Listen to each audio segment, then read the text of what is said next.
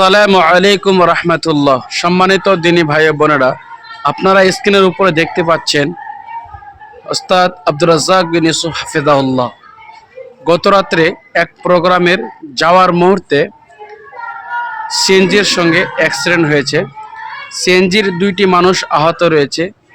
সে রাজশাহীতে ভর্তি রয়েছে, জানি না কি অবস্থায় রয়েছে।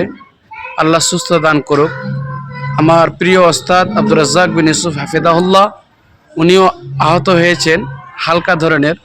আল্লাহ পাক রব্বুল আলামিন সুস্থ দান করুক। এই খবরটি সকলেরই দিনী ভাইদের কাছে, সকল বন্ধুদেরকে বলবো শেয়ার করবেন। আমার ওস্তাদের জন্য সবাই দোয়া করে সুস্থ দান করে।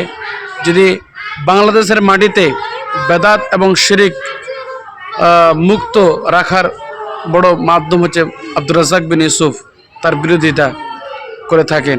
শিরিক এবং বেদাতকে মেটানোর জন্য যথেষ্ট বর্তমান আব্দুর রাজ্জাক বিন ইউসুফ রয়েছেন, আলহামদুলিল্লাহ।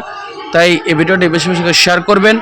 আমার ওস্তাদ আব্দুর রাজ্জাক বিন ইউসুফ হাফিজাহুল্লাহর সুস্থতা কামনা করছি এবং 2 দিনী ভাই অ্যাক্সিডেন্ট হয়েছেন, তিনাদেরও সুস্থতা কামনা করছি। আল্লাহ তাআলা তাদেরকে সুস্থ দান করুক। লা বাশা তরু ইনশাআল্লাহ। ভিডিওটি সবাই দ্রুত শেয়ার করেন।